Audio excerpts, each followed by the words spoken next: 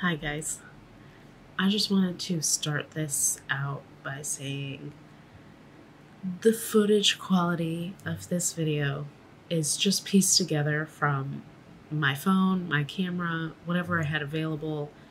I wasn't really planning on making a video with it all, but I have all these puzzle pieces and I just want to put them all together, even if it's just for me. I hope, obviously, more people will watch it than just me. But the last 2 years have been quite the experience. And I feel like if I can put it all together, it'll help me make sense of it. But it also might inspire some other people, or other people will be able to relate to it. Just don't have very high expectations. This is not my typical grade stuff, but it still seems like it's a story worth telling. So this is part 1 of 2 for, I don't even know what to call it. I'm sure it'll have a title. You can just read that.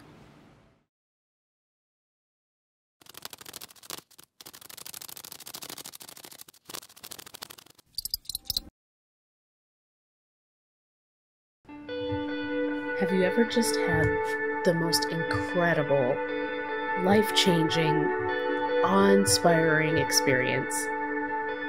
And then when you come down from that high, and you have to go home with your whole worldview altered, and now you're sitting back in your normal, and you're thinking, well, now what? That has been the last 2 years for us. It was quiet sometimes and pure chaos others. It was like a condensed version of a roller coaster. The highs were really high and the lows were really very low. And the peaks and valleys, the distance between those were like so small. Along the way, we learned a lot more about ourselves, what we were capable of, who we really are, who we want to be.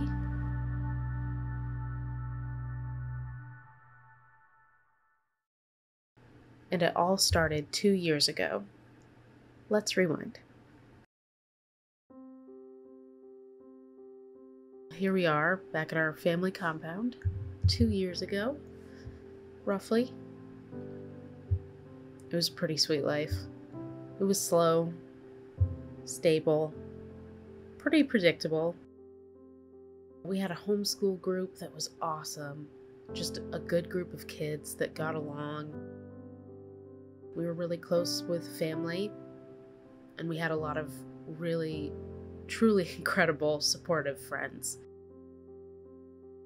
There was a lot of beautiful little moments. But there was also a lot of darkness. Not a lot of people knew about it. But my father was an alcoholic, untreated bipolar disorder, and the older he got, the worse it got. And it got to the point where the abuse became physical. And my mother drew a line in the sand and said, that's it. So they decided to get a divorce, and we had to sell the family compound. And within the span of 4 months, we had sold the compound, bought a fifth wheel, traded in our SUV for a truck, and we sold everything.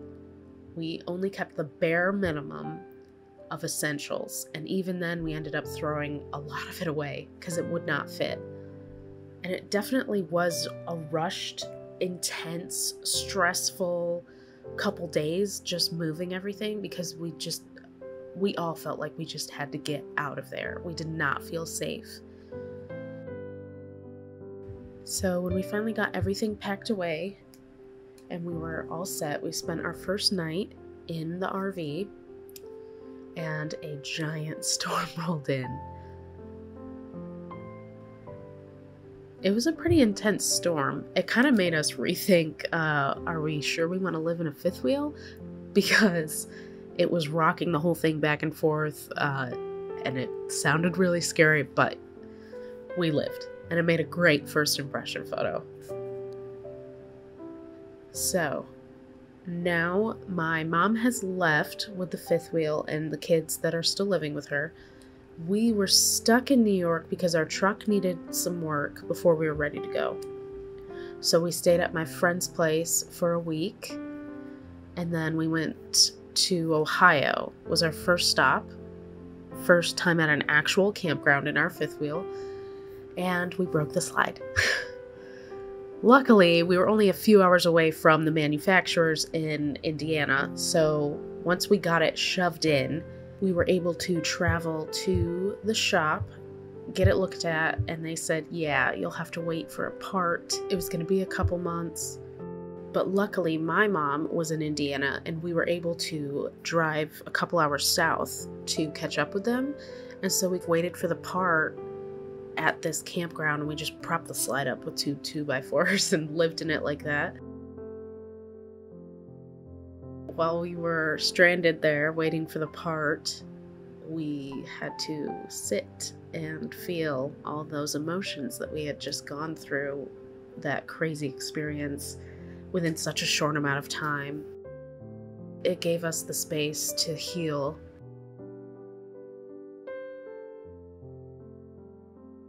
So the part came, and we had the decision to stay here in Indiana with my mom, or do we keep going west?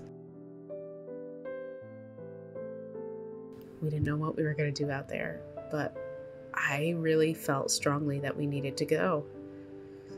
So we did.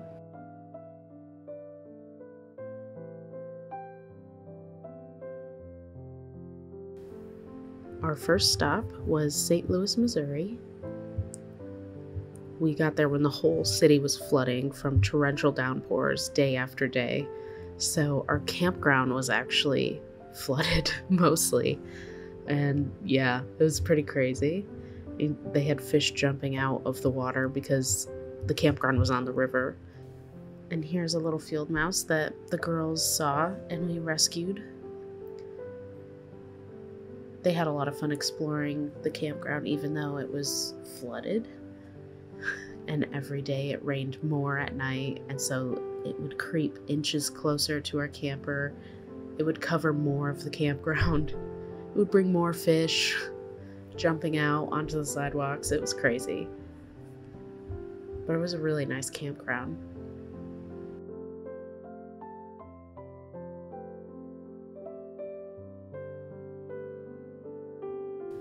But after a few days, we were ready for the next leg of the trip.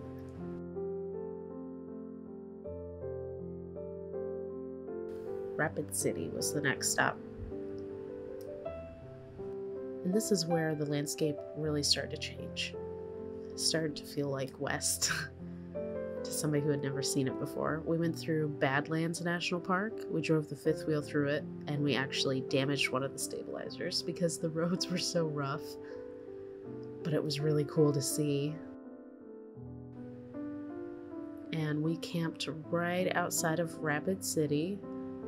Really cute little town. We loved it. It was like one of our favorite parts of the whole trip. There was lots to do, lots of touristy things, but it was fun for us.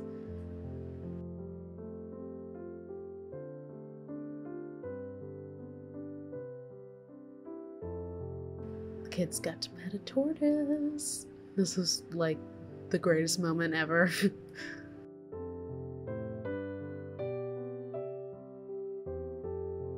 They had a lot of fun. We were only there for 4 days, but we packed a lot in.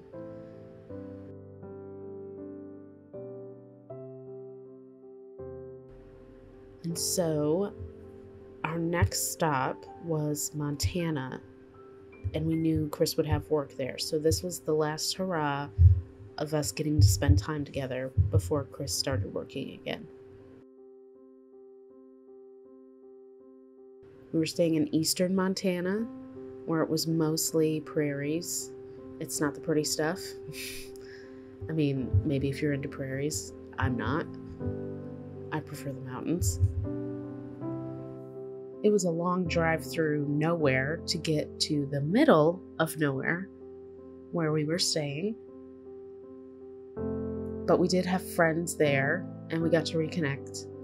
So things were okay, but it was very far from everything and we were very alienated and alone. Like, me and the girls were together all day. Chris was working crazy hours. He was barely ever home. And it was just a lot. And no support system. It was just us. And we had to make things work and figure it out. And the closest grocery store was an hour away. So we really had to plan and execute. There was very little room for error. It was so stressful. But we did have some good times. We got to hang out with our friends a little bit. We went to the county fair, saw a rodeo, got the full Montana experience.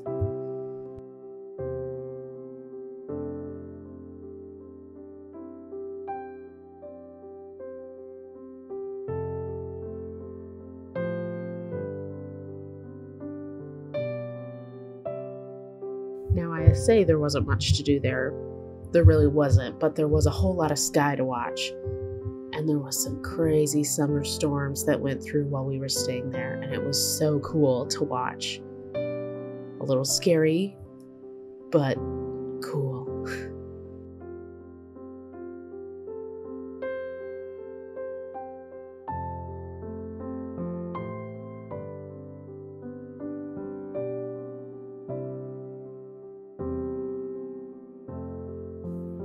So much sky, so much.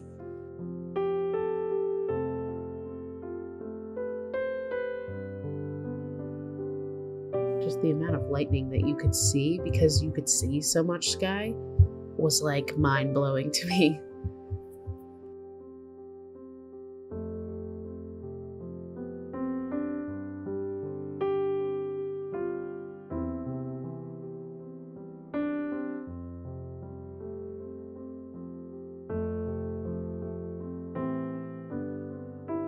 And we got to see the Northern Lights one night after a really big hike, and we were all suffering from heat exhaustion. So we poked our heads out for a little bit and got to see it. But there was a lot of cool places to hike. They were a drive to get to, but really cool. These are the Medicine Rocks.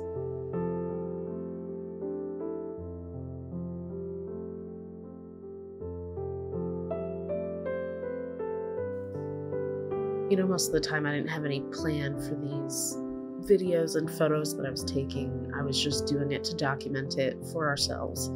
So it's pretty shaky.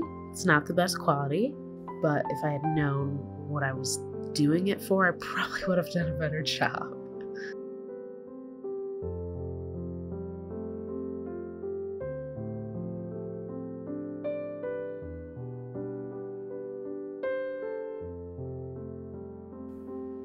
It was pretty lonely, actually.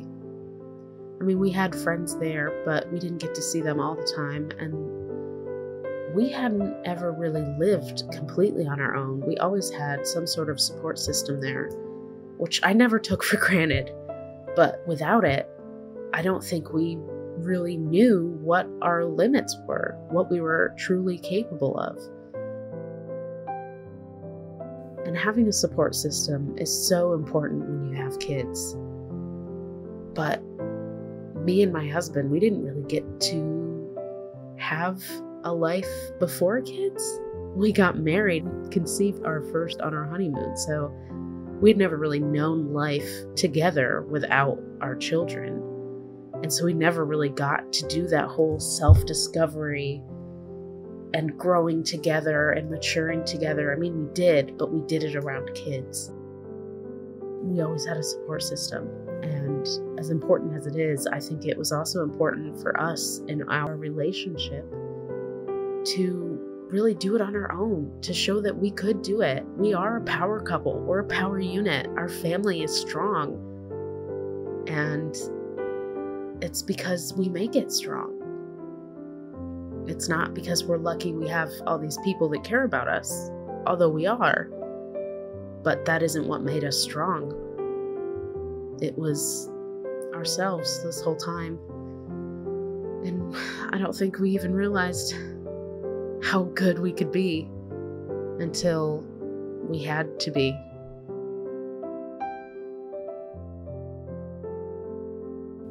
There was a lot of uncertainty too, and a lot of stress and high anxiety, but we were able to find peace in uncertainty and a better dynamic with each other and with ourselves.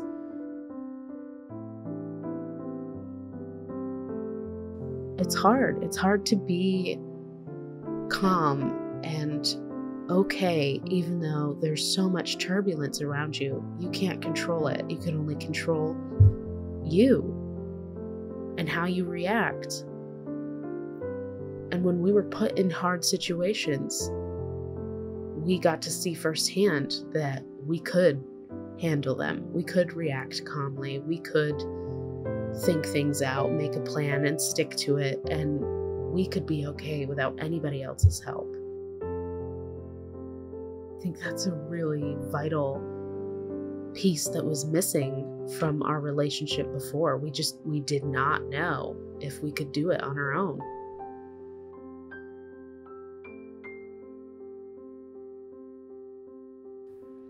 But Montana taught us we could, and I will forever be grateful for that.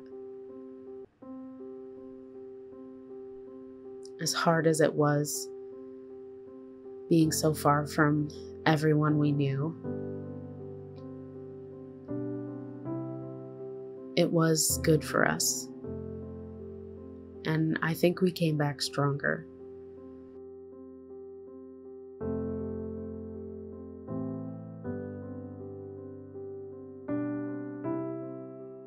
As the months grew colder, we knew we could not stay in Montana, not in a fifth wheel for the winter.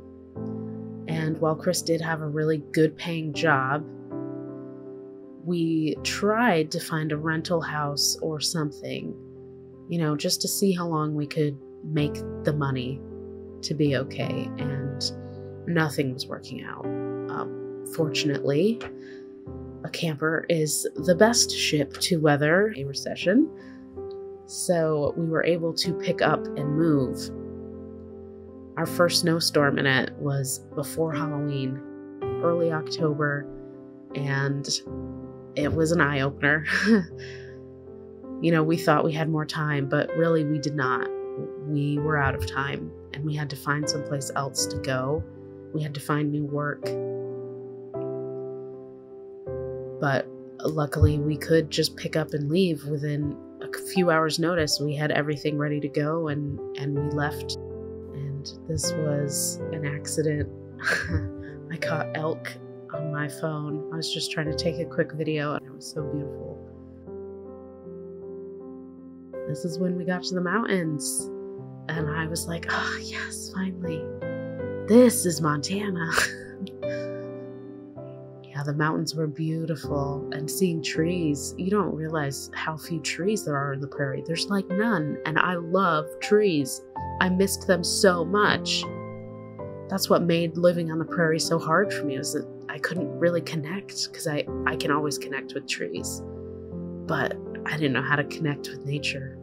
In a prairie, I felt barren. So this is us in western Montana. We had to head west before we could head south.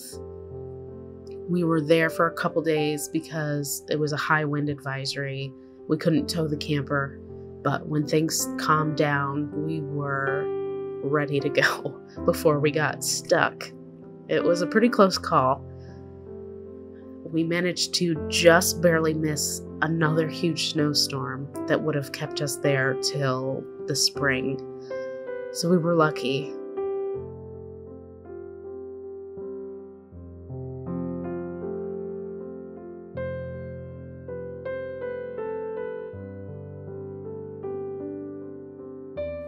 Yeah, it was pretty intense driving through those mountains. This was when we were trying to enter through Yellowstone to get through down south, and it was just insane. Like, we just barely missed a huge storm. We got really lucky.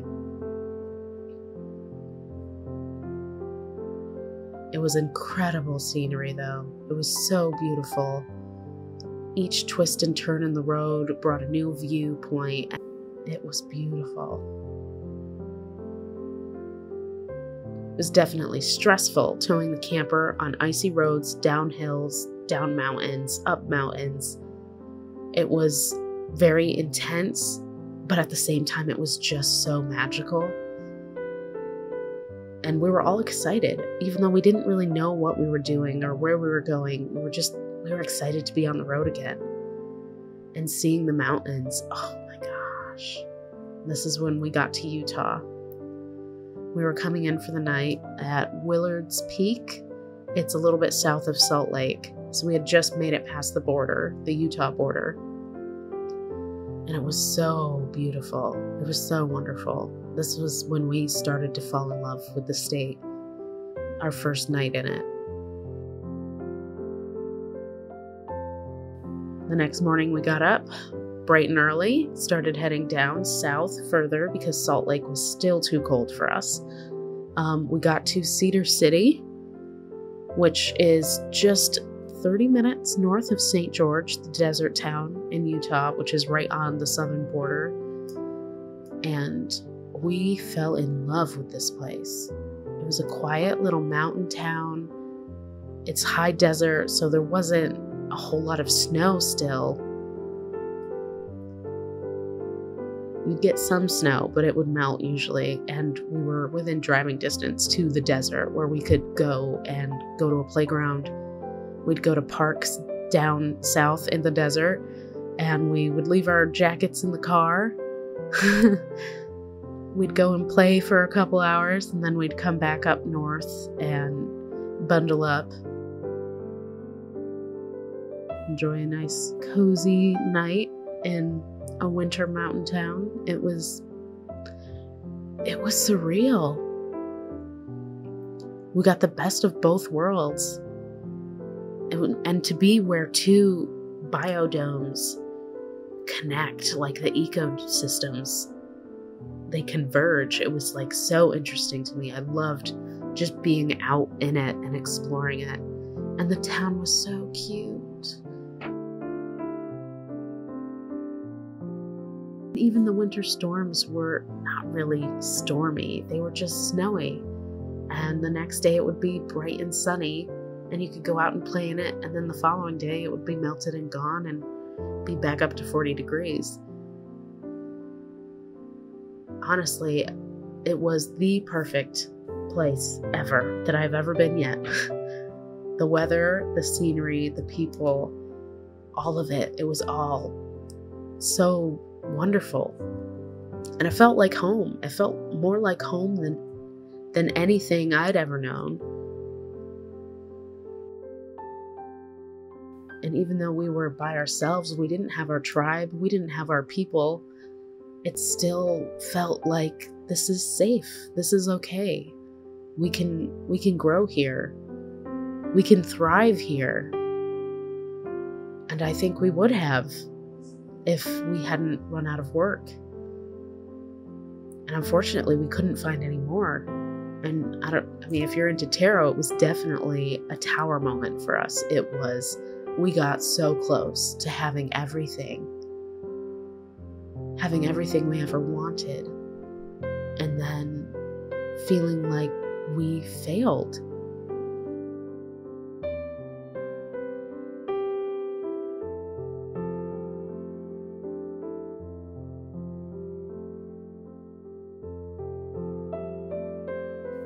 As heartbreaking as it was to say goodbye to this beautiful little pocket in the world that we found that we fit perfect in, we had to make the choice to come back. And I have every intention of going back. But I knew that we would have to leave and really prepare and be ready, and then we could come back and we could do what we wanted to do there, because we had maxed out our capabilities. We'd maxed out the opportunities. We had done all we could to stay there. It was just not in the cards for us. So we decided to head back east, go back to Indiana, because that's where my mom was, and there were some job opportunities. So we drove through Colorado. Lovely. Almost lost the fifth wheel because we hit a giant pothole going down a mountain and swerved into 3 different lanes. Luckily, we didn't start rolling down the mountain. We were okay. But I would not do that again.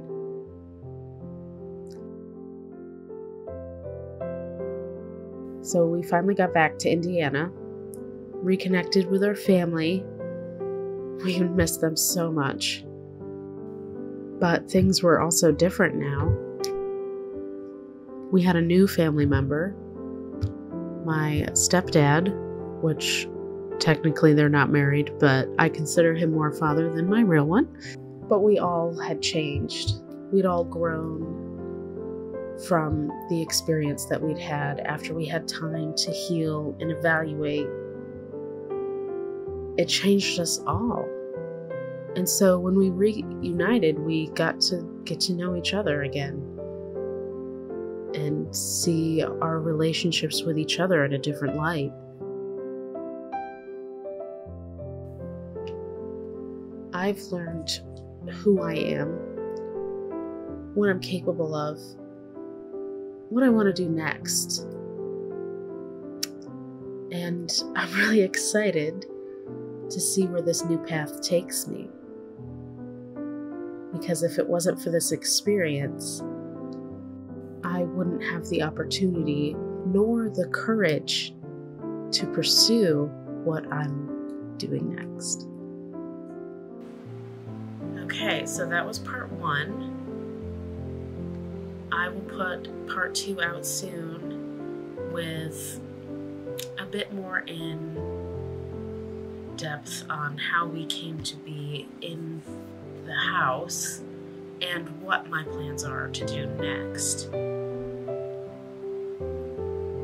I really feel like the whole process needs to be explained in order for people to know where I'm coming from, to see where I'm going. I think that makes sense. Maybe not. Oh well.